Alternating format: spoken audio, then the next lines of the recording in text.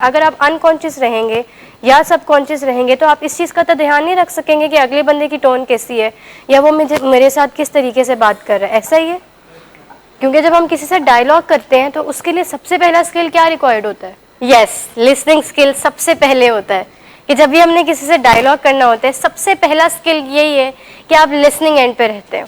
Listening skill आएगी आपके पास तो ही आप कम्युनिकेशन स्किल सीख सकेंगे। अगर आपके पास लिसनिंग स्किल ही नहीं है तो आप कम्युनिकेशन कर ही नहीं सकते हैं कभी। या जैसे शुरू में जब पेशेंट्स यहाँ पे आते हैं तो क्या वो लिसनिंग एंड पर होते हैं? क्या वो सुनने की सलाहियत रख रहे होते हैं? या उन्हें हम कोई बात कहें कि अच्छा चलें खाना खा लें अभी, कि अच्छा चलें आप अभी रिलैक्स करें, पानी पी लें, क्या वो हमारी बात सुन रहे होते हैं? नहीं सुन रहे होते। तो इसी तरह जब बातचीत के दौरान किसी इंसान को गुस्सा आ जाता है तो जब वो अपना टेम्पर लूज कर जाता है ना तो वो भी लिसनिंग एंड पर नहीं रहता। फिर वो बातचीत रहती नहीं है, वो एक आर्ग्यूमेंट हो जाता है, वो एक लड़ाई, एक बहस क्रिएट हो जाती है, वो बातचीत रहती नहीं है। क्रूशल कॉन्वर्सेशन हमें ये कहती है कि हमने मुश्किल से मुश्किल बात भी बगैर गुस्सा किए करनी है, बगैर आर्ग्यूमेंट क्रिएट किए करनी है, बगैर बदतमीज़ी किए करनी है। लाइक हमने पेचीदा बहुत मुश्किल बात है और हमें पता है कि इसमें स्टेक्स बहुत हाई हैं, अगले बंदे को भी गुस्सा आ सकता है, उनके इमोशंस भी पीक पर जा सकते हैं और मेरे इमोशंस भी पीक पर जा सकते हैं, आपको पता होता है ये चीज़। लेकिन स्टिल अगर आपने किसी से बात करनी हो और अगर आप इस हुनर के साथ करें, क्रूशल कॉन्वर्सेशन को सीखते हुए आप अच्छे से बात करें किसी से, जैसे काउंसलर्स पेशेंट्स के साथ जब बातचीत कर रहे होते हैं, कोई पेशेंट जब कोई गुस्सा हो जाए या रूडली बात करें या रूड बिहेव होकर बात करें तो क्या काउंसलर्स भी अपनी टोन ऊपर कर लेते हैं? क्या वो भी गुस्सा करना शुरू हो जाते हैं? वो भी असर्ट करते हैं और रिस्पेक्ट एंड रिगार्ड मेंटेन रखते हैं, एक्टिव लिसन कर रहे होते हैं। ये कुछ असूल होते हैं कम्युनिकेशन के जो बड़े अहम होते हैं, जिन्हें हमें बहुत ख्याल रखना चाहिए इन चीज़ों का। जैसे मैंने अभी बताया कि लिसनिंग चीज़, जो लिसनिंग स्किल है, अगर एक इंसान लिसनिंग एंड पर है ही नहीं, वो सुन ही नहीं रहा कि अगला बंदा क्या कह रहा है, तो वो कैसे अपना जवाब जो है उनको दे पाएगा। लेकिन लिसनिंग स्किल का ये मतलब नहीं है कि बस आपने चुप करके सुनते ही रहना है। फिर ये नहीं कहती एक्टिव लिसनिंग, हमें ये नहीं कहती एक्टिव लिसनिंग। यहाँ पे भी बहुत कम लोग होंगे जो एक्टिव लिसनिंग कर रहे होंगे, बहुत कम लोग होंगे जो मेरी बातों को ऑब्जर्व कर पा रहे होंगे। मतलब जो आगे से जैसे उस्मान साहब पार्टिसिपेट करें, रिस्पॉन्ड करें, that means that shows that this behaviour is showing कि ये मतलब एक्टिवली लिसन कर रहे हैं, जो बात मैं बोल रही हूँ उससे रिलेटेड सवाल कर रहे हैं। गुड लिसनर नहीं बनना, हमने एक्टिव लिसनर बनना है। लिसनिंग की बहुत सारी टाइप्स होती हैं, प्रिटेंस लिसनिंग होती है, इसके अलावा वो होती है प्रिटेंड लिसनिंग होती है, एक्टिव लिसनिंग होती है जिसमें हम बहुत ज़्यादा ध्यान नहीं दे रहे होते, वो भी टाइप ऑफ लिसनिंग होती है। काफ़ी इसके लिसनिंग की टाइप्स होती हैं, लेकिन हमने गुड लिसनर नहीं बनना। गुड लिसनर की क्वालिटी ये है कि आप एक्टिव लिसन कर रहे हैं, ठीक है। या एक्टिव लिसनर की क्वालिटी ये है कि वो अच्छा से सुनता है, ध्यान से सुनता है। जो इंसान एक्टिव लिसनर है ना, उसकी एक वन ऑफ द क्वालिटी हो सकती है कि वो गुड लिसनर है, कि वो ध्यान से सुनता है। सेलेक्टिव लिसनिंग कहते हैं उसको। जैसे सेलेक्टिव लिसनिंग की मैं आपको मिसाल दूं, पेशेंट आते हैं डॉक्टर सदाकत के पास या किसी काउंसलर के पास, वो उनको कहते हैं कि वो पूछते हैं कि मेरे दिन कितने हैं, तो वो कहते हैं, आगे से काउंसलर उनको जवाब देते हैं कि वैसे तो हमारा 100 डेज़ का प्रोटोकॉल होता है बट अभी कंफर्म नहीं है, 42 डेज़ का भी होता है बट अभी आपके डेज़ कंफर्म नहीं है। अब पेशेंट ने क्या बात सुनी कि मेरे 42 डेज़ है, और पेशेंट फिर ये सारी मतलब वो फैला देते हैं इस बात को कि मेरे तो 42 डेज़ हैं, बट वो सेलेक्टिव लिसन कर रहे हैं, वो बात सुन रहे हैं जो वो सुनना चाह रहे हैं। सेलेक्टिव लिसनिंग ये होती है कि अपनी सिर्फ काम की बात सुनना, अपने मतलब की बात सुनना और बस बाकी ख़त्म, ये होती है सेलेक्टिव लिसनिंग। सुन ही नहीं रहे, मतलब डॉक्टर्स आपको ये क्लियर कट नहीं कहते कि जी आपके इतने दिन है, वो आपको एक पूरा इलाज का प्रोटोकॉल बताते हैं कि हमारे स्टैंडर्ड जो दिन हैं वो इतने हैं। मरीज अपनी मर्जी से कोई दिन निकाल के कह देते हैं कि मेरे डॉक्टर ने मुझे ये दिन कहा है, उसको हम कहते हैं सेलेक्टिव लिसनिंग, कि सिर्फ अपने मतलब की बात चुन के वो सुनना और बाकी सारी बात को ज़ाया कर देना, ये होती है सेलेक्टिव लिसनिंग। फिर होती है प्रिटेंस लिसनिंग, इसको कहते हैं। नाम से ही पता चल रहा है कि जैसे महफूज साहब और सलमान साहब देख तो इधर रहे हैं बट गर्दन हिलाना, नॉट कर देना, लेकिन कुछ सुन ना रहे होना, प्रिटेंड करना कि जैसे मैं सुन रहा हूँ, क्या अच्छा जी कह देना आगे से, हाँ जी ओके ठीक है, और ये इस तरह से रिस्पॉन्ड करना, और अगले की बस बात सुनना नहीं लेकिन प्रिटेंड करना, ऐसा इजहार कर रहे होना कि मैं सुन रहा हूँ बट एक्चुअली में वो सुन नहीं रहे होते, उसको हम प्रिटेंड लिसनिंग कहते हैं, प्रिटेंस लिसनिंग कहते हैं। बहुत दफ़ा ऐसे होता है, अ लॉट ऑफ टाइम्स ऐसे होता है। वही बात आ गई ना कि आप अपना फोकस लूज कर जाते हो, आप डी ट्रैक हो जाते हो, और ये बड़ी कॉमन सी चीज़ होती है। इसके लिए मतलब हल ये होता है कि आप लिव इन द मोमेंट में आए, हेयर एंड नाउ में आए, होश आती है कि मैं यहाँ पे थोड़ी, अगर आप किसी और सोच में चले भी गए ना, फ़ौरन से पहले just feel your self here, physically अपने आप को यहाँ पे फील करने की कोशिश करें, पानी पी लें, थोड़ा सा उठ के वॉक शॉक कर लें ताकि आप यहाँ पे वापस आ जाएं।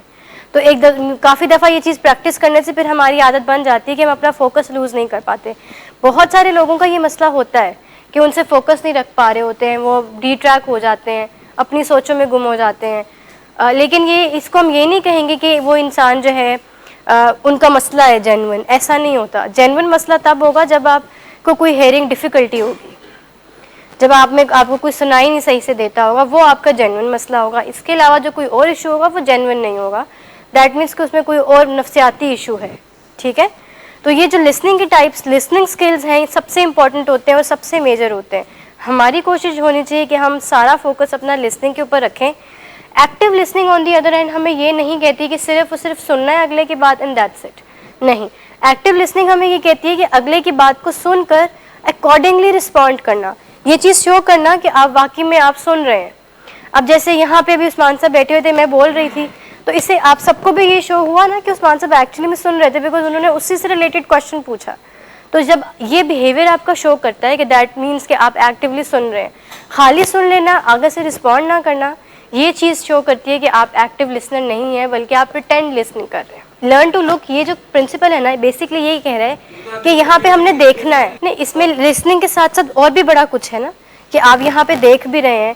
अब देखें, खाली अगर हेयरिंग से हम ये चीज़ तो नहीं देख सकते कि आपकी बॉडी लैंग्वेज ऊपर हो रही है या आपकी टोन, आपकी चीक्स ब्लश करना शुरू हो गई हैं। खाली हेयरिंग से तो मैं ये नहीं देख सकती ना, या मैं ये नहीं जान सकती। I need my eyes for that, I need to look for that कि आपके बॉडी जेस्चर्स किस तरह से चेंज हो रहे हैं।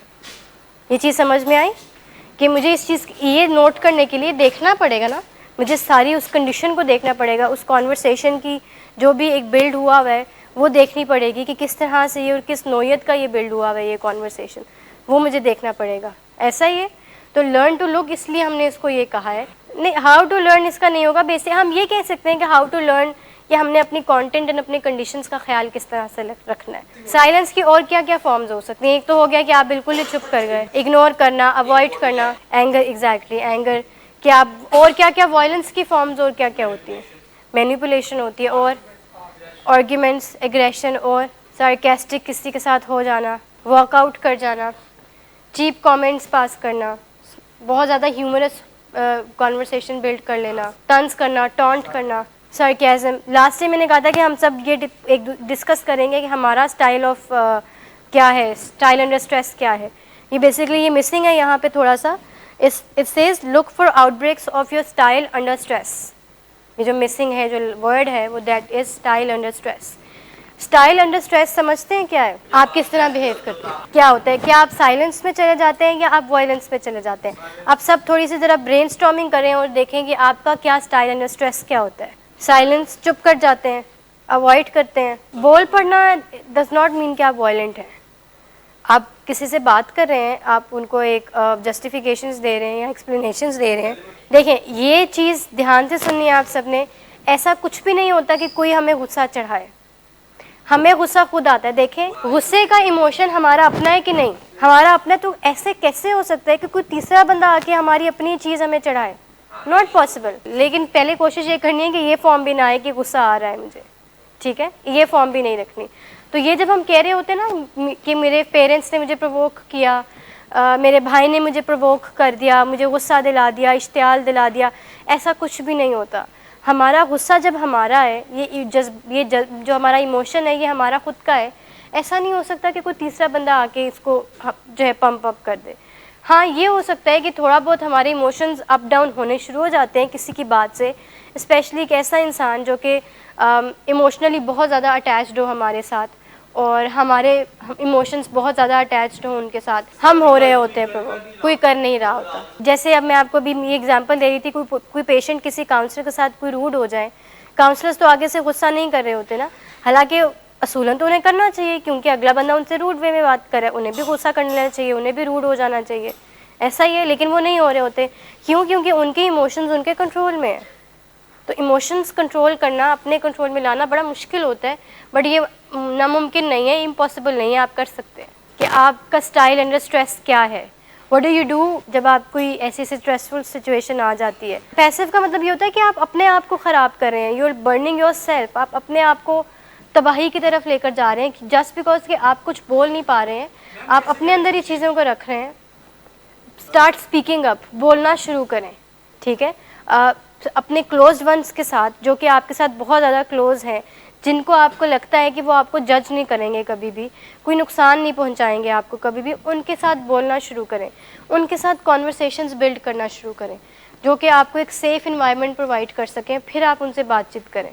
क्योंकि पैसिव हो जाना, चुप होना या साइलेंस में चले जाना, ये भी मसले का हल नहीं है, बिल्कुल भी नहीं। असर्टिव हो कि अपनी बातचीत भी करें लेकिन गुस्सा ना लेकर आए। ये भी ख्याल रखना है कि अगले को बुरा ना लगे, हाँ, लेकिन ऑनेस्ट, अगर कोई ऐसी बात है जो कि ऑनेस्टली आपने अगले से करनी है और आपको पता है कि अगले को बुरा लगेगा या वो हर्ट होंगे, तो आपने इस अंदाज से करनी है कि आप उनको नुकसान ना पहुंचा। अभी I am not in the right state to talk about anything, तो इट वुड बी बेटर कि मैं कुछ टाइम बाद आपसे मिल लूँ। एक्सक्यूजेस नहीं देने, जो बात ऑनेस्ट है वो बताएं कि अभी मुझे नहीं अच्छा लग रहा आपसे, अभी मैं कंफर्टेबल नहीं फील कर रहा आपसे बात करने के लिए, just because I am angry at you guys. आप ये कह दें अगले को, ठीक है। तो बातचीत करने का हुनर सीखना बहुत मुश्किल होता है, बहुत हम सीख तो लेते हैं यहाँ से, हम डेली इसके ऊपर काम भी कर लेते हैं, हम पढ़ भी लेते हैं, अच्छा ये क्रूशल कॉन्वर्सेशन है, अच्छा ये इसके प्रिंसिपल्स हैं, अच्छा साइलेंस वायलेंस में नहीं जाना है, असर्टिव होना है, लेकिन when it comes to actual conversation ना, वहाँ पे हम फेल हो जाते हैं, वहाँ पे हम अमल नहीं कर पाते हैं। जब मौका मिलता है हमें तब हम फेल हो जाते हैं, तब हमसे अमल हो ही नहीं पा रहा होता। क्यों? क्योंकि इमोशंस का रोल बहुत इंपॉर्टेंट होता है। जिम ब्रेन एक्टिव हो जाता है हमारा, वेरी राइट। प्रैक्टिस नहीं होती, तजर्बा नहीं होता, ऑल्सो इमोशंस हमारे बहुत पीक पर होते हैं, हमारी इमोशनल मैनेजमेंट बहुत पुअर होती है, उसकी वजह से फिर हम अपनी कॉन्वर्सेशन को सक्सेसफुल नहीं बना सकते। इमोशंस कंट्रोल में नहीं होते, हमें पता ही नहीं होता कि हमने इस गुस्से की इमोशन को कंट्रोल कैसे करना है। इमोशनल रेगुलेशन सीखने की ज़रूरत है। हालांकि गुस्सा एक बुरा इमोशन नहीं है, कोई जितने भी इमोशंस हमारे बने हैं, जो 5 मेजर इमोशंस हैं, पता है क्या क्या है? Anger, happiness, sadness, fear and disgust, कि बहुत बुरा सा फील करना, अजीब सा, फ्रस्ट्रेटेड फील करना। तो ये 5 जो हमारे बेसिक इमोशंस हैं, अगर हम इसकी रेगुलेशन सीख लें और हम इनको कंट्रोल करने का सीख लें, तो हम कभी भी लाइफ में कभी फेल नहीं हो पाएंगे, कभी भी हमारी किसी से दुश्मनी नहीं बनेगी, कभी भी किसी से लड़ाई नहीं होगी, अगर हम इस इमोशनल रेगुलेशन को सीख जाएं। अगर हम ये अपने 5 बेसिक इमोशंस के ऊपर ग्रिप हासिल कर लें और इनके ऊपर काम करना शुरू कर दें। जो सबसे मेजर जो इमोशंस हैं ना, वो ही आ जाते हैं सैडनेस और हैप्पीनेस के। अगर हम ये दोनों इमोशंस अपने कंट्रोल में करना सीख जाएं और हमें पता हो कि किस तरह से हमने हैंडल करना है, तो आप बताएं कितनी आसान हो जाएगी ज़िंदगी। ऐसा ही है, सैडनेस में क्या क्या होता है? लो फील कर रहे होते हैं, डिप्रेशन की स्टेट होती है, स्ट्रेस्ड फील कर रहे होते हैं, एंग्शियस फील कर रहे होते हैं, एंग्शियस हैप्पी में भी फील कर रहे होते हैं। यही सब इमोशंस वजह बनते हैं ना ड्रग्स करने की। बोरियत हो गई, उदासी, नाराज़ी थी, स्ट्रेस था, एंग्जाइटी थी, परेशानी थी, कुछ समझ नहीं आ रहा था क्या, डिप्रेशन की स्टेट थी, कुछ करने का दिल नहीं कर रहा था, बोरियत बहुत हो रही थी, उदासी बहुत छाई हुई थी, और ये सब सोच के फिर हम जाके नशे कर आते हैं ना। इसी तरह हैप्पीनेस भी होती है, एक्सेसिव एनर्जी आ जाती है, ज़रूरत से ज़्यादा एनर्जाइज फील करना हम शुरू कर देते हैं, ज़रूरत से ज़्यादा हम अपने अंदर एनर्जी फील कर रहे होते हैं। अब वो एनर्जी फ्रस्ट्रेशन की शक्ल में भी हो सकती है, वो एनर्जी एग्रेशन की शक्ल में भी हो सकती है, वो मेनिया के जो फेजेस होते हैं। तो और हैप्पीनेस ये होती है कि बेसिकली आप बहुत ज़्यादा खुशी महसूस कर रहे होते हैं और वो आपसे खुशी कंट्रोल नहीं हो रही होती। इट्स लाइक कि एक्सट्रीम किस्म का डोपामिन रश हो जाता है और वो डोपामिन रश मैनेज नहीं हो पा रहा होता। वो फिर हम क्या करते हैं, जाके कोई ऐसा ड्रग कर लेते हैं जो हमें ज़रा रिलैक्स कर देता है, ज़रा हमें सुकून दिला देता है। मॉर्फिन डेरिवेटिव्स हम शुरू कर देते हैं, हैश कर लिया, जाके कोई और ऐसा ड्रग कर लिया। ऐसा ही है, जैसे शादी का इवेंट है तो पार्टी तो बनती है इसके ऊपर, शादी खुशी का इवेंट है, ईदें खुशी का इवेंट है, बर्थडेज खुशी का इवेंट है, न्यू ईयर खुशी का इवेंट है।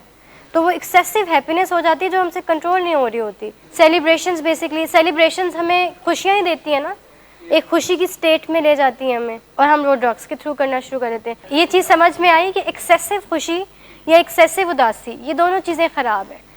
हमेशा अपनी लाइफ को ना एक बैलेंस स्टेट में रखना चाहिए, कभी भी ना ही तो एक्सट्रीम्स में जाना चाहिए, कभी भी ना ही तो लोज में जाना चाहिए। हमेशा अपने आप को एक बैलेंस स्टेट की तरफ लेकर आना चाहिए। आर्ग्यूमेंट्स पे पढ़ना ही नहीं चाहिए, ठीक है। जिस चीज़ में बहस की ज़रूरत पड़ती है, दैट मीन्स कि वो आपको अल्टीमेटली फ़ाइट की तरफ ही लेकर जाएगी। तो कोशिश करें बहस ना करें, एक अच्छे एंड के ऊपर चीज़ लेकर आएँ ताकि चीज़ें ख़राब ना हो। बहस करेंगे तो बात और से और आगे बढ़ती चली जाएगी और हल नहीं निकलेगा कोई। हमें चाहिए कि हम एक प्रॉपर सोल्यूशन की तरफ जाएं या किसी हल की तरफ जाएं। हल निकालने के लिए assertiveness is the key for that, कि आप असर्टिवली बात करें। हमने पिछला डिस्कस किया कि हमने basically second principle of crucial conversation में ये ग्रिप हासिल करनी है कि हमने हालात और वाक़यात कैसे जानना है कि हमारी कंडीशंस हमारे कंट्रोल में है, हम जो बोल रहे हैं, जो हमारा अल्फाज का चुनाव है वो कैसा है, कि हम अच्छे अल्फाज का इस्तेमाल कर रहे हैं कि क्या हम बुरे अल्फाजों का इस्तेमाल कर रहे हैं, ये हमें पता होना चाहिए। हमें ये भी पता होना चाहिए कि अगले बंदा कैसे अल्फाजों का इस्तेमाल कर रहा है। हमें ये भी पता होना चाहिए कि हमारी बॉडी लैंग्वेज कैसी है, अगले की कैसी है। हमें ये भी पता होना चाहिए क्या इस कॉन्वर्सेशन से कोई हल भी निकलेगा या नहीं निकलेगा, या सिर्फ ये कॉन्वर्सेशन एक बहस की तरफ चली जाएगी। तो बहुत सारी मल्टीटास्किंग हो रही होती है, इसमें बहुत सारी चीज़ों का हमें ध्यान रखना पड़ रहा होता है कॉन्शियसली। और जब हम, लेकिन ऐसा होता नहीं है, जब हम किसी कॉन्वर्सेशन में एंटर होते हैं हमारा सारा फोकस कहाँ चला जाता है कि बस मैंने ये आर्ग्यूमेंट जीतना है और मैंने इसके ऊपर एट एनी कॉस्ट मैंने जीतना, चाहे उसके लिए मुझे अच्छे अल्फाजों का इस्तेमाल करना पड़े या चाहे उसके लिए मुझे बुरे अल्फाजों का इस्तेमाल करना पड़े। फिर हम ज़्यादा से ज़्यादा हमारी कोशिश होती है कि हम बुरे अल्फाजों का इस्तेमाल करें ताकि मसला बस जल्दी जल्दी ख़त्म हो और मैं जीत जाऊँ। ये जब हम अपने अंदर चीज़ ले आते हैं इससे फिर ख़राबियाँ पैदा होती हैं हमारी। इसके ऑपोजिट हमें कोशिश ये करनी चाहिए कि हम कोशिश करें कि हमने रिस्पेक्ट एंड रिगार्ड का हाथ नहीं छोड़ना। बस ये एक बात छोटी सी अगर आप अपने साथ बिठा लें और इस चीज़ को एडमिट कर लें कि रिस्पेक्ट एंड रिगार्ड आपने इसको अपने हाथ से जाने नहीं देना, तो कभी भी ख़राबी नहीं होती है, कभी भी कोई आपकी बात का बुरा नहीं मनाता है। अच्छा, ये कह देना कि असर्टिवनेस का मतलब ये नहीं है कि हम अगले से प्यार से बात कर रहे हैं। आप उनको बताएं कि इसका मतलब ये है कि मैं आपके साथ कोई ढकी छुपी बात नहीं कर रहा और जो मेरे दिल में है मैं वो बोल रहा हूँ, लेकिन मैं रिस्पेक्ट एंड रिगार्ड, इज़्ज़त और एहतराम का हाथ नहीं छोड़ना चाहता। आप उनको सिंपली ये कहेंगे कि मेरे में और आप में मुझे लगता है हम there is a quite difference, because मैं आपका वाला रोल नहीं अपना सकता। अगर आप मुझे खाने को पढ़ रहे हैं, that does not mean and it is not necessary कि मैं भी आपको खाने को पढ़ूँ। फिर मेरे और आप में कोई फ़र्क नहीं रह जाएगा। ऐसे जब ये कहेंगे तो कैसे अगला बंदा आपको फॉर ग्रांटेड लेगा? कभी भी नहीं। वही मैं कह रही हूँ ना कि हमारी सोसाइटी में दरअसल असर्टिवनेस को इतना प्रैक्टिस नहीं किया जाता और इसको एक बुरा वे समझा जाता है। इसको समझा जाता है कि अगला बंदा इतना ब्लंट हो गया, इतना स्ट्रेट फॉरवर्ड हो गया कि ब्लंटली उसने हमें ये कह दिया, उसकी इतनी हिम्मत। बेसिकली ये होता है। तो there is a huge difference between bluntness and assertiveness. Bluntness कुछ और होती है। ब्लंटनेस होती है कि आप ब्लंटली अगले बंदे को अच्छी बुरी बात उसके मुंह पे कह देते हैं बिना सोचे कि कॉन्सिक्वेंसेस क्या होंगे। असर्टिवनेस में हमने कॉन्सिक्वेंस भी सोचने होते हैं और हमने ये भी सोचना होता है कि हम अगले को नुकसान ना पहुंचाएं, उनकी इज्जत को हर्ट ना करें। इज़्ज़त और एहतराम का साथ नहीं हमने छोड़ना। वो हम चाहे जो मर्ज़ी हो जाए, चाहे अगला बंदा जितना मर्ज़ी खाने को पड़े, हमने उनके साथ वैसा नहीं बन जाना जैसा वो हमारे साथ बन रहे हैं। ये सिंपल सी जो बात है, अगर हम इसको अपने पल्ले बांध लें और ये सीख जाएं कि हमने ऐसा नहीं बनना जैसा अगला बंदा हमसे चाह रहा है, हमने अपना तौर तरीका वही रखना है। ऐसे होता है ना कि जब आप किसी कॉन्वर्सेशन में होते हैं, अगले बंदे ने आवाज़ ऊंची की, फ़ौरन से पहले आप भी अपनी आवाज़ ऊंची कर लेते हैं। गलत फहमियाँ तो कॉन्वर्सेशन को क्या पूरे रिश्तों को ख़राब कर देती हैं। जो छोटी छोटी सी मिसअंडरस्टैंडिंग्स होती हैं वो इतनी बड़ी एक टाइम पे आता है कि वो बन जाती हैं कि फिर वो रिश्ता जो है वो अमेंड करने की काबिल ही नहीं रहता। तो इसीलिए कोशिश, असर्टिवनेस का सबसे पहला असूल ये है कि बी ऑनेस्ट। जो दिल में बात है ना वो बात करें, चाहे वो अच्छी है चाहे वो बुरी है, लेकिन अंदाज़ आपका ये होना चाहिए कि आप कभी किसी को हर्ट ना करें।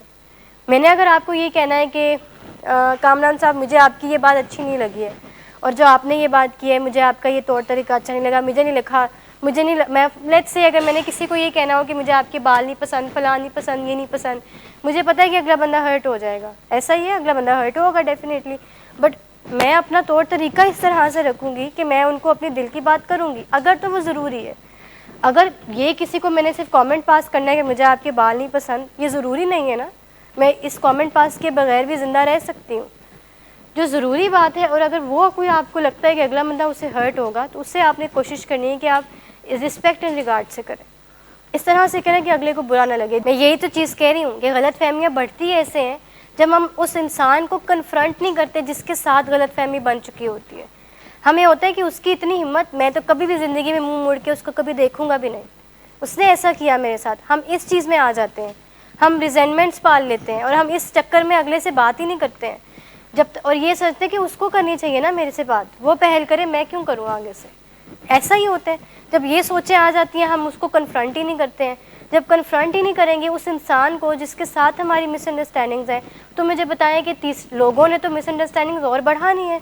लोगों का तो काम है ये, उन्होंने तो मसले ख़राब करने हैं, उन्होंने तो ये कोशिश करनी है कि किसी ना किसी तरीके से फूट डल जाए, किसी ना किसी तरीके से कोई नुकसान हो जाए और कोई खुश ना रहे। लोगों का तो ये काम होता है। इंटरवेंशन में बेसिकली यही हो रहा होता है ना कि जब आप एक्टिव एडिक्शन में होते हैं तो अगर उस टाइम पे फैमिली आपको अपनी फीलिंग्स बता रहे हो, फैमिली ये कह रही हो कि मुझे बड़ा हर्ट हुआ उस टाइम में, बहुत बहुत बुरा लगा, मैं शॉक में चली गई, मुझे बहुत परेशानी हुई, ऐसे की बातें अगर करें तो क्या उस टाइम पे आप समझते हैं इन सब चीज़ों को? जब फैमिली अपनी फीलिंग्स शेयर कर रही होती, एक ना एक तरीके से वन वे और अनदर माइंड हमारा नम हो जाता है, सोचने समझने की सलाहियत ही जब चली जाती है तो मुझे बताएं माइंड नमनेस फिर आ ही जाती है ना ऑब्वियसली। कितनी खतरनाक बात है कि ये जानते हुए भी कि ये चीज़ हमारे माइंड को नम कर देगी, हमें इमोशंस लेस कर देगी, हम फिर भी वो चीज़ कर रहे होते हैं। तो मिसअंडरस्टैंडिंग्स जो होती है ना, ये कभी भी ख़त्म, सिर्फ इनको ख़त्म करने का सिर्फ और सिर्फ एक हल होता है कि उस बंदे से जाके बात कर ली जाए खुल के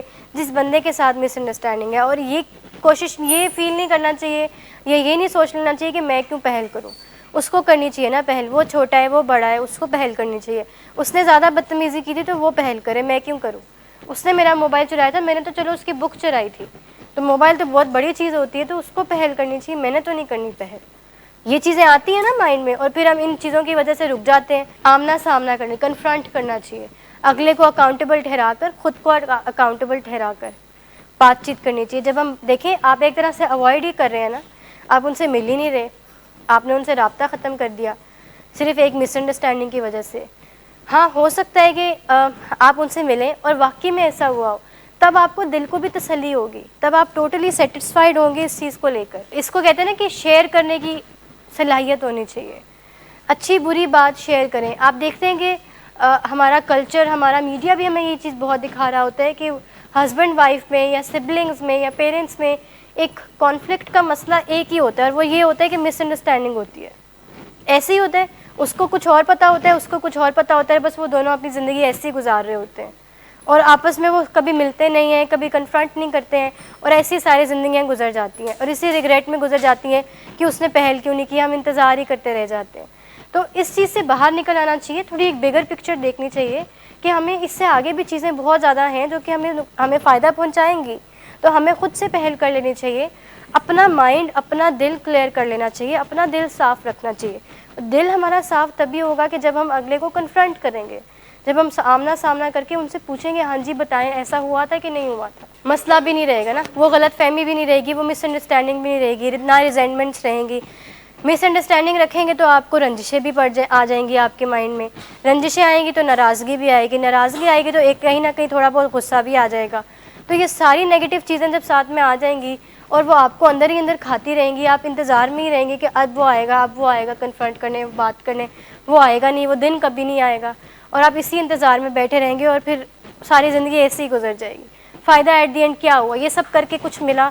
कोई किसी आप हल की तरफ आए या किसी सोल्यूशन की तरफ आए? नहीं, उल्टा चीज़ें और ही ख़राब हुई। तो इसका हल यही है ना कि हम उनसे जाके ऑनेस्टली बात कर लें कि मुझे ऐसा सुनने में आया, इज़ दैट ट्रू? क्या ये सच है? हो सकता है अगला बंदा रेडी बैठा हो आपको ये बताने के लिए, हो सकता है कि नहीं हो सकता। Be honest. असर्टिवनेस का सबसे बड़ा स्किल ही है, जब हम ऑनेस्ट हो जाते हैं ना, दिल की बात करते हैं। अब जैसे यहाँ पे पेशेंट्स जैसे आपस में सुन रहे होते हैं कि अच्छी कंप्लाइंस दोगे तो दिन शायद कम हो जाए, मीटिंग्स लंबी हो जाए, अच्छी कोऑपरेट करोगे तो ये होगा, फलां होगा, ये होगा, चीज़ें भी मंगवाने देंगे। मतलब आपस में पेशेंट्स ये डिस्कस कर रहे होते हैं, लेकिन काउंसलर्स को पता चल जाता है कि कौन सा पेशेंट फेक कर रहा है और कौन सा पेशेंट एक्चुअली में उसको फ़र्क पड़ रहा है। समझाना अच्छी बात है, लेकिन अगर हम इस अंदाज से समझाएं ना कि अपने लिए चेंज हो, ठीक है, अपने लिए कंप्लाइंस शो करो, यहाँ पे अपनी बेहतरी के लिए करो। लेकिन हम ये कह रहे होते हैं कि नट्स चाहिए ना अगर, तो कंप्लाइंस शो करो।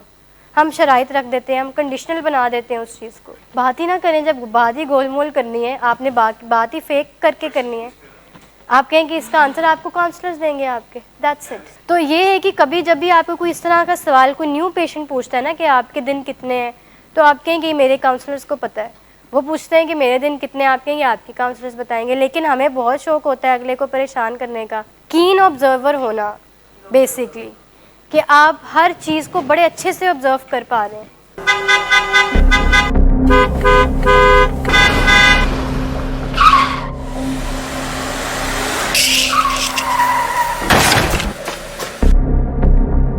घटिया इंसान, इतनी देर से गेट क्यों खोला? सोए हुए थे तुम क्या? सर मैंने तो मिनट भी बकवास नहीं ना कर तुम मेरे साथ। क्या कर रहे हैं आप? अब्बा जी घर पे हैं, नशे में गालियां दे रहे हैं। खुदारा होश में आए, क्या हो गया आपको? होश में कैसे आऊं? सारा किया धरा इन्हीं का तो है।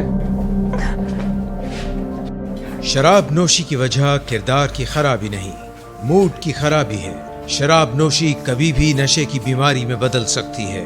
नशे की बीमारी हर स्टेज पर काबिले इलाज है। मदद हासिल कीजिए, क्योंकि वो ऐसा नहीं करेगा।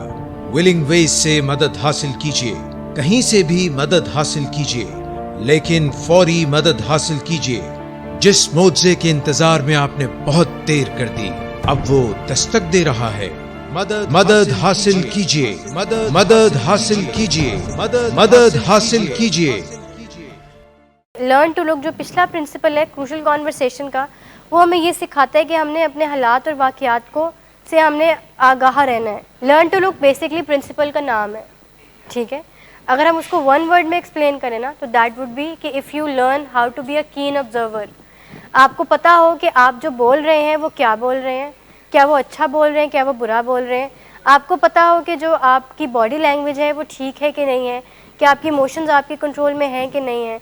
इसके साथ साथ आपको पता हो कि अगला बंदा क्या बोल रहा है, क्या बात कर रहा है, क्या उनकी इमोशंस उनके कंट्रोल में हैं कि नहीं। तो एक ऑब्जर्वेशन बड़ी स्ट्रॉन्ग किस्म की इसमें से आ जाती है कि आपने हर चीज़ का ध्यान रखना होता है। मल्टीटास्क कर रहे होते हैं कि आप कॉन्शियस रहते हुए शऊरी तौर पर आप हर चीज़ का ध्यान रख रहे होते हैं। देखिए, अगर आप कीन ऑब्जर्वर बन जाएंगे और आप ये सीख जाएंगे, ये हुनर सीख जाएंगे कि जब मैं कोई बात कर रहा हूँ तो मुझे पता हो कि मैं क्या बात कर रहा हूँ।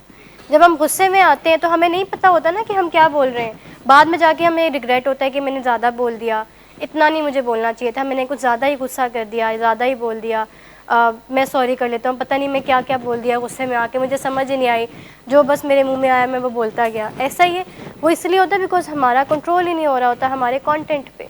तो लर्न टू लुक हमें कहता है कि अपने कंटेंट के ऊपर ग्रिप हासिल करने की कोशिश करें।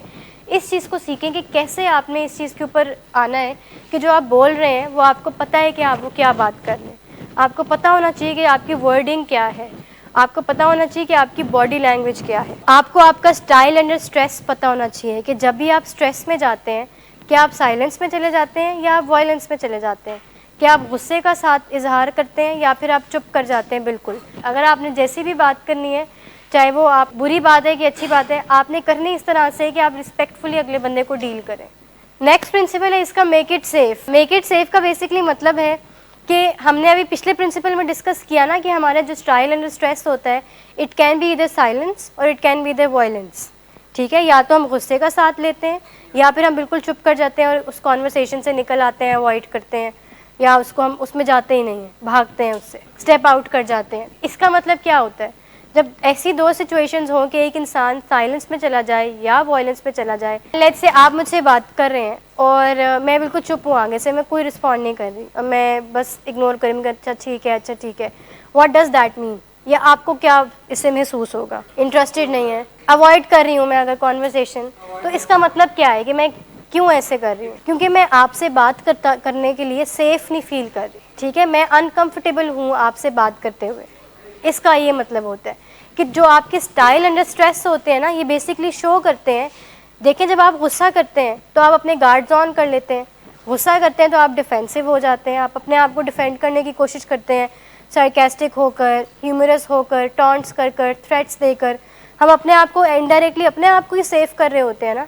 क्यों? क्योंकि हम अगले बंदे से अनकंफर्टेबल फील कर रहे होते हैं, हमें वो कंफर्ट लेवल ही नहीं मिल रहा होता और हम अपने आप को खुद ही बचाने की कोशिश करना शुरू कर देते हैं। तो मेक इट सेफ का बेसिकली जो प्रिंसिपल है, ये हमें सिखाता है कि किस तरह से हमने अपनी कॉन्वर्सेशन को सेफ बनाना है और किस तरह से हमने खुद को एक सेफ एनवायरनमेंट प्रोवाइड करना है कि जिसमें ना तो कोई साइलेंस हो और ना ही कोई वायलेंस हो। और हमने ये भी मेक श्योर करना है कि अगला बंदा भी साइलेंस या वायलेंस की तरफ ना जाए। साइलेंस आपको अंदर ही अंदर, it breaks you down, depression में ले जाती है, या फिर आपको अंदर ही अंदर it is eating you up.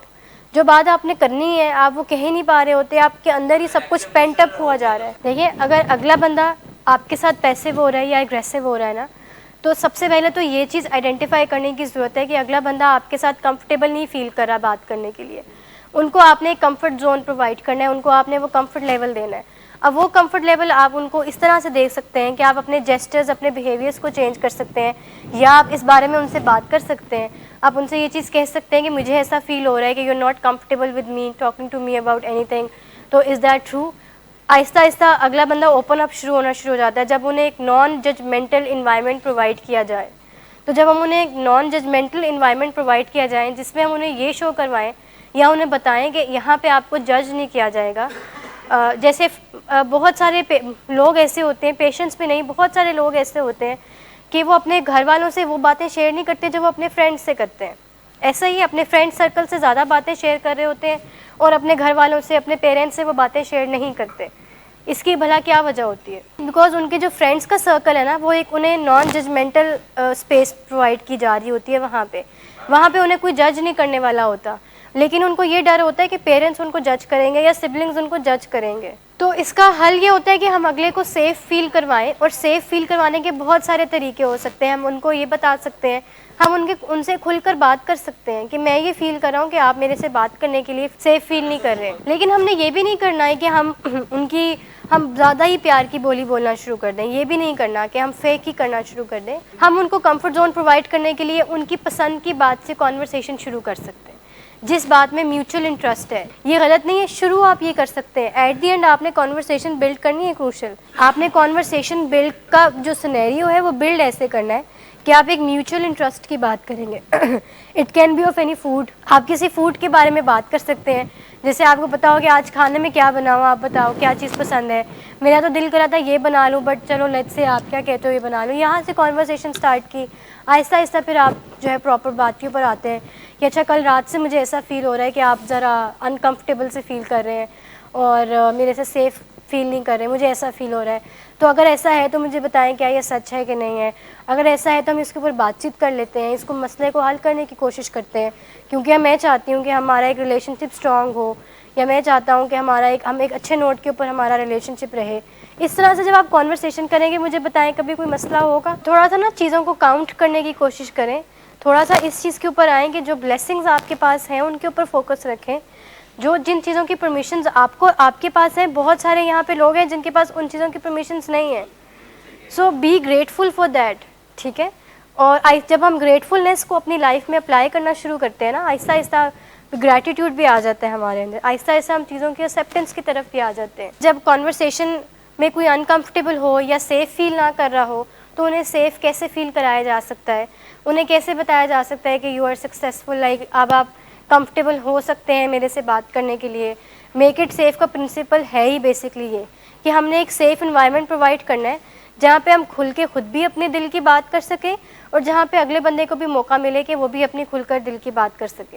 Last time हमने पूल ऑफ मीनिंग डिस्कस किया था, बेस्ट रिजल्ट हम निकाल सके, ठीक है। बहुत सारे लोग अपना अपना मीनिंग उस पूल में ऐड करें और फिर उस पूल को, और उसके बाद फिर हम नेक्स्ट एक प्रिंसिपल है, लास्ट प्रिंसिपल, जिसमें हम ये भी देखते हैं कि कैसे हम डिसीजन ले सकते हैं। हो सकता है जैसे पेशेंट्स एंड फैमिलीज़ के केस में होता है कि फैमिलीज़ फील कर रही होती हैं कि डिसीजन पावर हम अभी नहीं ले सकते, या डिसीजन पावर अभी हमारे पास नहीं है।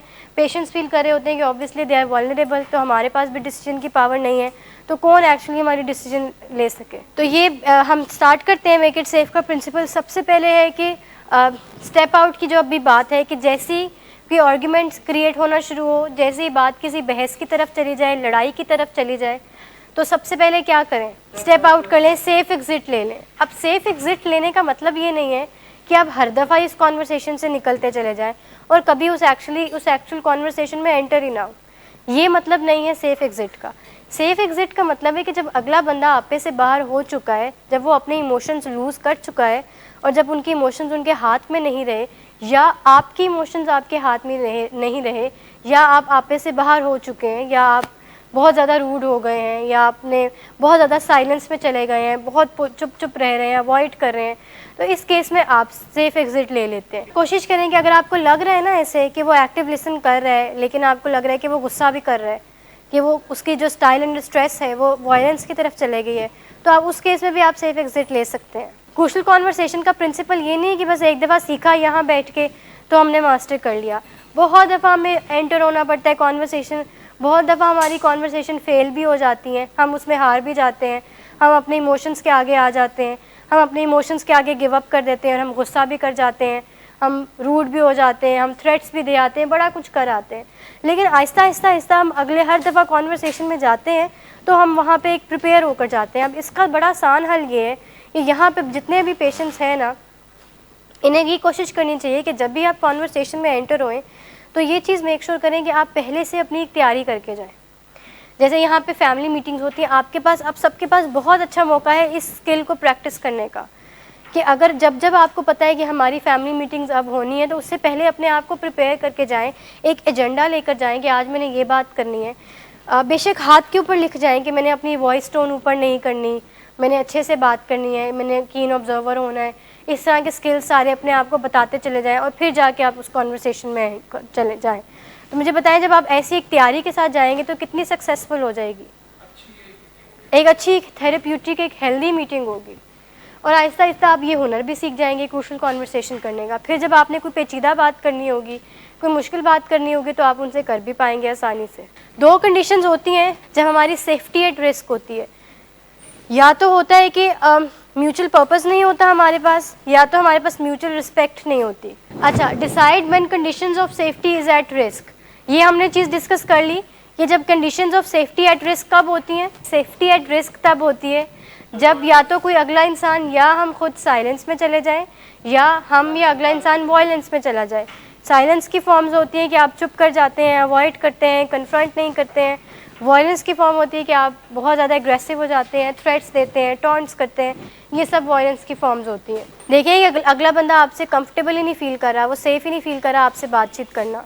जैसे मैं आपको एक मिसाल देती हूँ, आप मुझसे कोई बात कर रहे हैं और मैं आगे से चुप हूँ और मैं आपकी बात को अवॉइड कर रही हूँ। जैसे फैमिलीज पेशेंट से बात करी होती है नशों के बारे में, और हम कितना अवॉइडेंस की तरफ जा रहे होते हैं। हम क्यों अवॉइड कर रहे होते हैं?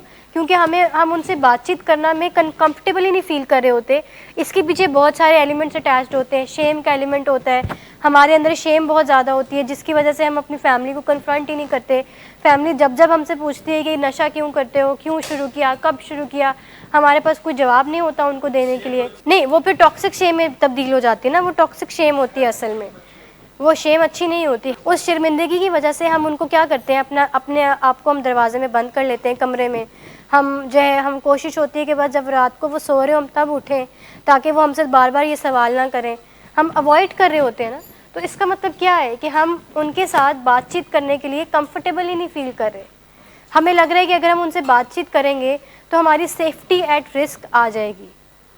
ऐसा है कि नहीं? समझ में आया ये पॉइंट कि साइलेंस क्यों इतनी ख़राब चीज़ होती है? जिस तरह वायलेंस होती है उस तरह साइलेंस भी होती है, क्योंकि हम सेफ़ नहीं फील कर रहे होते। हमें लगता है कि हमें अगला बंदा जज करेगा, या हमें बुरा भला कहेगा, या हमें नुकसान पहुंचा सकता है, और मैं उस टाइम पे हर्ट हूँगा और मैं अपने आप को हैंडल नहीं कर पाऊँगा। कॉन्वर्सेशन की फॉर्म में होंगे ना ऑब्वियसली, और फिजिकल हर्ट हो सकते हैं कि उन्हें स्ट्रेस हो सकता है, एंग्जाइटी हो सकती है, वो हर टाइम एंग्शियस फील कर सकते हैं, जो कि वो नशा करते हुए भी कर रहे होते हैं। वहाँ पे क्रूशल कॉन्वर्सेशन शुरू होगी। वो कहेगा कि तुमने गाड़ी मारी, आप कहेंगे तुमने गाड़ी मारी। एक दूसरे को इल्ज़ामात देना शुरू हो जाएंगे। हमने इसी चीज़ को तो टेम करना है कि हम अपने चिम ब्रेन को एक टेम कर लें और हम अपने ह्यूमन ब्रेन का इस्तेमाल करें ऐसी सिचुएशन में। देखिए, नुकसान तो हो गया ना, द मोमेंट गाड़ी हिट हुई नुकसान तो तभी हो गया। अब चाहे उस पर आप सालों साल बहस करें, घंटा घंटा बहस करें, नुकसान तो आप रिवाइव नहीं ना कर सकते हैं। देखिए, बात करनी है नशों से रिलेटेड। जब फैमिली आपसे नशों से रिलेटेड बात कर रही है, वो आपसे पूछती हैं कि नशे कब किए, क्यों किए, छोड़ दो, अच्छी चीज़ नहीं है, वो हम देने से घबरा रहे होते हैं और वो हम भाग रहे होते हैं। मैं यही कह रही हूँ कि कन्फ्रंट करना चाहिए। क्रूशल कॉन्वर्सेशन हमें यही कह रही होती है कि ये क्रूशल कॉन्वर्सेशन बनेगी, ये एक ऐसी बातचीत बनेगी जो बड़ी पेचीदा होगी, जिसमें आपके इमोशंस भी इन्वॉल्व होंगे, अगली पार्टी के भी होंगे, सेफ्टी जो है वो एट रिस्क होगी। इसको हमने मेक श्योर करना है कि ऐसा कुछ ना हो, हम एक सेफली अगले से अच्छे से तरीके से हम बात कर सकें। वो आगे से आपको यही कहेंगे। मतलब फैमिलीज़ अगर मुझे ये बताएं, फैमिलीज़ अगर उनके बच्चे जैसे सर आपको ये कन्फ्रंट कर देते पहले कि हाँ मैं करता हूँ, आप क्या कहते हैं कि फिर इलाज कराते हैं, इसका कोई ना कोई इलाज ढूंढते हैं। ऐसा ही हो ना, ये तो नहीं, थोड़ा बहुत होता है, फैमिली थोड़ा हर्ट होती है तो वो गुस्से में आके ये चीज़ कह देती है। हालांकि ये नहीं करना चाहिए, हमें सेफली उस चीज़ को जो है ना इलाज की तरफ लेकर आना चाहिए, ट्रीटमेंट में लेकर आना चाहिए, और इस तरह से ट्रीटमेंट प्लान डिवाइस कर लेना चाहिए। ये फैमिलीज़ की भी बहुत सारी एफर्ट्स होती हैं जिसको पेशेंट्स टोटली डिनाई कर रहे होते हैं। ये मतलब जब इंडोर्स होते हैं पेशेंट्स तो अक्सर विद ड्यू रिस्पेक्ट पेशेंट्स यही कह रहे होते हैं ना कि आप लोग तो बाहर मज़े कर रहे हैं, घर में सो रहे हैं, मैं यहाँ पे कैद हूँ, मुझे यहाँ बंद किया हुआ है, वो ज़्यादा पेन में होते हैं। उनके लिए बड़ा मुश्किल होता है ये चीज़ देखना और सब चीज़ों को टॉलरेट करना, बहुत मुश्किल होता है, बट स्टिल वो सब कर रहे होते हैं। ऐसा होता है क्योंकि फैमिली बहुत को डिपेंडेंट होती है। फैमिली का गुजारा नहीं हो रहा होता आपके बगैर, लेकिन वो उन्हें फिर भी गुजारा करना पड़ रहा होता है। अक्सर औकात फैमिलीज़ के रात को फ़ोन लगा रहे होते हैं कि कुछ खाया है कि नहीं हमारे बच्चे ने। फैमिलीज़ कहती भी हैं कि हम कोई बंदा भेज रहे हैं इसके साथ रहने के लिए। आज ही मेरी एक फैमिली से बात हो रही थी एंड उन्होंने कहा कि मैं कोई अपना घर का बंदा भेज देती हूँ जो 24 घंटे इसके साथ रहा करेगा, इसका दिल बहल जाएगा। एग्जैक्टली उनको फिर यही चीज़ समझाई ना कि यहाँ पे बहुत सारे लोग हैं उनका ख्याल रखने के लिए। किस तरह से हमने सेफ्टी को जो है मेक श्योर करना है, इंश्योर करना है कि हम अगले बंदे को सेफ़ इन्वायरमेंट प्रोवाइड करें, एक ऐसा इन्वायरमेंट प्रोवाइड करें जहाँ पे वो सेफली हमसे बात कर सकें, खुल के हमसे बात कर सकें और हम भी उनसे बात कर सकें ओपनली। फिर उसके बाद ये दो कॉन्सेप्ट है, म्यूचुअल पर्पस और म्यूचुअल रिस्पेक्ट। म्यूचुअल पर्पस ये होता है बेसिकली कि आपको एक म्यूचुअल पर्पस ढूंढना पड़ता है, एक ऐसी बात ढूंढनी पड़ती है जिसमें आपका भी पर्पस इन्वॉल्व है और अगले बंदे का भी पर्पस इन्वॉल्व है। जैसे यहाँ पे सब पेशेंट्स को पता है ना कि हमारी बिल्कुल रॉक हिट बॉटम हो चुका था, ठीक है, बहुत अखीर हो चुकी थी, मसाइल बहुत ख़राब हो चुके थे, बहुत आगे तक बात जा चुकी थी। आप लोग भी कहीं ना कहीं ये चीज़ एडमिट करते हैं कि इलाज की हमें ज़रूरत थी। फैमिलीज़ का भी ऑन दी अदर हैंड यही स्टेक होता है, वो भी यही कहते हैं कि इनको इलाज की तरफ आते हैं। तो ये क्या हो गया, म्यूचुअल पर्पस हो गया कि फैमिली भी चाह रही है कि आपको इलाज की तरफ लेकर आएँ, फैमिली भी चाह रही है कि आपको जो है एक हेल्दी लाइफ की तरफ जाएँ। पेशेंट्स भी ऑन दी अदर हैंड उनकी भी यही एक्सपेक्टेशंस होती है ना कि हम ठीक हो जाएँ, हेल्दी अपनी लाइफ स्पेंड करें, अच्छे से ज़िंदगी गुजारें, अपनी लाइफ में आगे ग्रो करें, एक सक्सेस अचीव करें। ऐसा ही है, मैं बताती हूँ। वो इसीलिए नहीं कह रहे होते बिकॉज उनकी इंसाइट उनके पास नहीं होती, सोचने समझने की सलाहियत उस टाइम पे उनके पास नहीं होती। द मोमेंट वो रिवाइव हो जाती है, वो वापस उनके पास सोचने समझने की सलाहियत आ जाती है, तब जैसे अब आप कहते हैं कि अब मुझे चीज़ों की समझ आना शुरू हुई है, अब मुझे एहसास हुआ है कि मुझे इस इलाज की कितनी ज़रूरत थी, अब मुझे एहसास हुआ जो मेरे क्लस्टर हेडेक्स थे वो कितने मुझे किस तरफ लेकर जा रहे थे, एक एडिक्शन के पैटर्न की तरफ लेकर जा रहे थे। अब इन चीज़ों का एहसास हो रहा है ना बिकॉज अब आपकी सैनिटी रिस्टोर हो चुकी है। अब आपको चीज़ों की समझ इसीलिए आ रही है बिकॉज आपकी इनसाइट वापस आ चुकी है, ठीक है। तो एक ऐसा इंसान जिसकी इनसाइट उसके पास है, उसके कंट्रोल में है, जिसके पास सोचने समझने की सलाहियत है, वो यही कहता है कि मुझे इलाज की ज़रूरत थी, तब भी ऐसा फील हो रहा होता है। मतलब ड्रग्स, जब आप चलकर ड्रग्स के पास जा रहे होते हैं ना, तब भी सोच आ रही होती है कि इसके बाद मुझे पता है मैंने जाना इलाजगाह में ही है। नहीं, मैं ये चीज़ कह रही थी कि जब हम ड्रग्स के पास चल के जा रहे होते हैं, पता हमें होता है कि ये ख़राब कर रहे हैं, लेकिन हमें ये चीज़ ख्याल होता है, एक एडिक्ट को ये चीज़ तो पता होता है ना कि नशा करना उसके लिए ठीक नहीं है, ये चीज़ पता होता है, लेकिन उस टाइम पे प्लेजर इतना ज़्यादा हावी हो जाता है, वो हर चीज़ को ओवरकम कर लेता है और हमें उसके बाद कुछ नज़र नहीं आता। हाँ, ड्रग्स कर लेने के बाद रिग्रेट की एक पूरी वो जो है एपिसोड वापस आ जाती है, एक शेम की एपिसोड वापस आ जाती है। हम इतना रिग्रेट में चले जाते हैं कि मैंने क्यों किया, मैं ना करता, मुझे पता है ख़राबी हो जाएगी। एक म्यूचुअल पर्पस अगर हो तो हमारे लिए वो क्रूशल कॉन्वर्सेशन करना बड़ा आसान हो जाता है और एक हमेशा जो क्रूशल कॉन्वर्सेशन है वो सक्सेसफुल ही रहती है। अब म्यूचुअल पर्पस और कोई एग्जांपल देंगे, जैसे मैंने आपको दी कि फैमिली का पर्पस ये होता है कि वो इलाज में आपको लेकर आना चाहती हैं और वो आपको एट दी एंड सक्सेसफुल देखना चाहती हैं। आपका भी पर्पस यही होता है कि आप यहाँ से एक हेल्दी और फिट होकर निकलें, लेकिन हम क्या बता रहे होते हैं कि ये स्टैंड तो मैंने फॉलो नहीं करना, चाहे जो मर्जी हो जाए। सबसे पहली बात तो ये है कि you need treatment, you needed treatment, आपको इलाज की ज़रूरत थी, आपका इलाज कंप्लीट हो गया।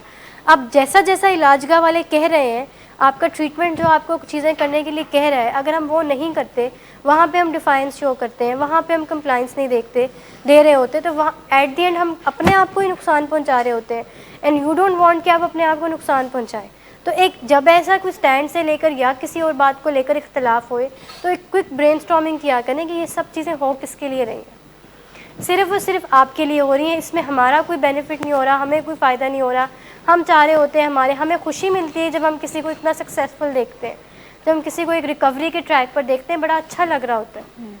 तो हमेशा ये सोच लेना चाहिए कि इसमें मेरा क्या एडवांटेज हो रहा है, मुझे क्या इस चीज़ से फ़ायदा मिल रहा है। ये म्यूचुअल पर्पस हो सकता है कि हम दोनों मिलकर अपनी मिसअंडरस्टैंडिंग्स क्लियर करेंगे और मिलकर हम एक इस बॉन्ड को और स्ट्रॉन्ग करने की कोशिश करेंगे।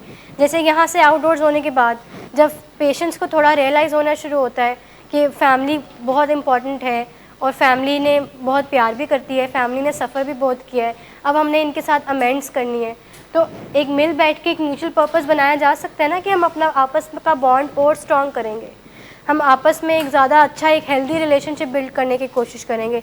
ये म्यूचुअल पर्पस हो सकता है। ये म्यूचुअल पर्पस बना सकते हैं कि हम दोनों, आपने भी मुझसे हर चीज़ शेयर करनी है, मैं भी आपसे हर चीज़ शेयर किया करूँगी, चाहे whether it's related to my cravings, whether it's related to anything, any thought, negative thought that's coming up in my mind, मैं आपसे हर चीज़ शेयर किया करूँगी, या आप भी मुझसे हर चीज़ शेयर की। ये म्यूचुअल पर्पस हो सकता है। तो जब किसी कॉन्वर्सेशन में म्यूचुअल पर्पस आ जाता है, तब वो कॉन्वर्सेशन सक्सेसफुल होती है, और वो क्रूशल कॉन्वर्सेशन जो है वो एक सक्सेसफुल एंड के ऊपर चले जाती है। तो देखें, जब हमारे पास म्यूचुअल पर्पस होता ही नहीं है कॉन्वर्सेशन, तभी तो वो एक लड़ाई की तरफ चले जाती है। ऐसा ही है, बिकॉज दोनों केसेस में ओपिनियंस तो डिफरेंट होते हैं, मेरा ओपिनियन कुछ होता है और आपका ओपिनियन कुछ होता है, तभी वो क्रूशल कॉन्वर्सेशन बन रही होती है। तो इसको हम सक्सेसफुल इस तरह से बना सकते हैं, by finding a mutual purpose. जब हम एक पर्पस ढूंढ लेते हैं कि एट द एंड गोल मेरा ये है और आपका ये है, let's talk on this. Second है म्यूचुअल रिस्पेक्ट। म्यूचुअल रिस्पेक्ट वैसे हम पहले भी डिस्कस कर चुके हैं। म्यूचुअल रिस्पेक्ट जैसे अभी यहाँ पे किसी ने कहा था कि बाहमी इज़्ज़त, कि दोनों साइड से रिस्पेक्ट आनी चाहिए। अगर एक कॉन्वर्सेशन, वो कॉन्वर्सेशन सेफ रहती ही नहीं है जहाँ पे म्यूचुअल रिस्पेक्ट ही ना हो। ये बहुत बड़ा एलिमेंट है। अगर म्यूचुअल रिस्पेक्ट नहीं आ रही तो उसको लाने की कोशिश की जाए ना। अगली तरफ से नहीं आ रही तो सबसे पहले तो इसका मतलब ये है कि वो आपसे बातचीत करने के लिए कंफर्टेबल नहीं है। उनको आप एक कंफर्ट लेवल प्रोवाइड करें इस तरह का कि वो आपको रिस्पेक्ट दे सकें। या आप उनसे असर्टिव होकर ये चीज़ शेयर कर सकते हैं कि आई थिंक बातचीत करने का असल उसूल ही ये है कि हम एक दूसरे के साथ जना रिस्पेक्टफुल वे में बातचीत करें। तो मैं इस चीज़ को बहुत ज़्यादा अप्रिशिएट करूँगा अगर आप मेरे साथ रिस्पेक्टफुल वे में बात करेंगे, और मुझे बहुत अच्छा लगेगा। और अगर हम एक रिस्पेक्टफुल वे में बात करेंगे तो हमारी कॉन्वर्सेशन भी अच्छी जाएगी। जब आप इस तरह से ऑनेस्ट होकर अगले बंदे को अपना ओपिनियन बताते हैं ना, तो कभी भी अगला बंदा बुरा नहीं मनाता, कभी भी उसको दुख नहीं होता, कभी भी वो ये नहीं समझता कि मैं ऑफेंड हो गया हूँ या मुझे इन्होंने हर्ट कर दिया है या बहुत बुरी बात कर दी है। ऐसा नहीं होता। अपना मैसेज कन्वे करना बहुत बड़ा एक हुनर होता है, और ये बड़ा मुश्किल होता है इस हुनर पे ग्रिप हासिल करना, क्योंकि अक्सर औकात हमारा इंटेंशंस कुछ और होती हैं बट हम कर कुछ और रहे होते हैं। जो हम चाह रहे होते हैं हम उसके ऑपोजिट जा रहे होते हैं। हम इसको सीख सकते हैं। मसले का हमेशा ये सोचा करें कि जब सोल्यूशन जो हमें मिलेगा ना, वो ये काम करके मिलेगा। अगर हम सोल्यूशन नहीं चाह रहे हैं तो हम इधर उधर लिंगर ऑन करते रहेंगे। आपके अंदर ना बहुत ज़्यादा स्पेस है चीज़ों को सीखने की, तो हमेशा लर्निंग फेज़ में रहना चाहिए कि जहाँ से कोई अच्छी चीज़ मिल रही है सीखने को, जस्ट पिक इट अप। क्योंकि ऐसे ही हम अपनी पर्सनैलिटी को ग्रूम कर रहे होते हैं कि हमें यहाँ से भी एक अच्छी इंस्पायरिंग चीज़ मिली सीखने को, यहाँ से भी मिली, यहाँ से भी मिली, हम सब चीज़ों को पिक करके अपनी पर्सनैलिटी का पार्ट बना लेते हैं।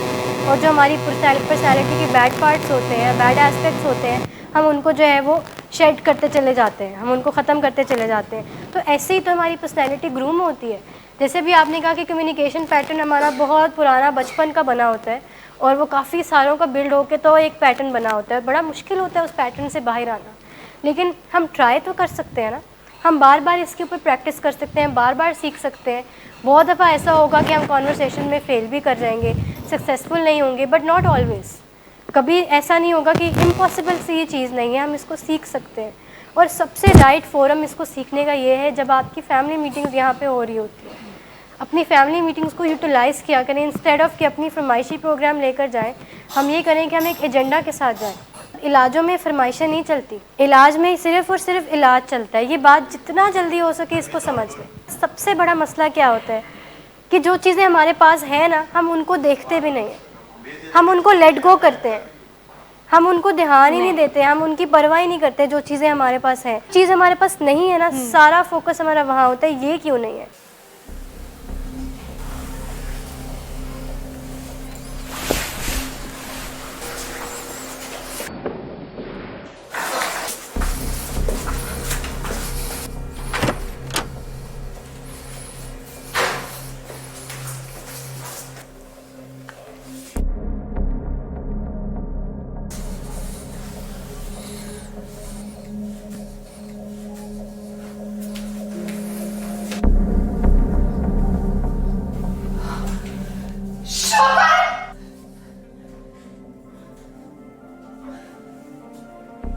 शराब नोशी की वजह किरदार की खराबी नहीं, मूड की खराबी है। शराब नोशी कभी भी नशे की बीमारी में बदल सकती है। नशे की बीमारी हर स्टेज पर काबिले इलाज है। मदद हासिल कीजिए क्योंकि वो ऐसा नहीं करेगा। विलिंग वेज से मदद हासिल कीजिए, कहीं से भी मदद हासिल कीजिए, लेकिन फौरी मदद हासिल कीजिए। जिस मुआवजे के इंतजार में आपने बहुत देर कर दी, अब वो दस्तक दे रहा है। मदद हासिल कीजिए, मदद हासिल कीजिए, मदद हासिल कीजिए।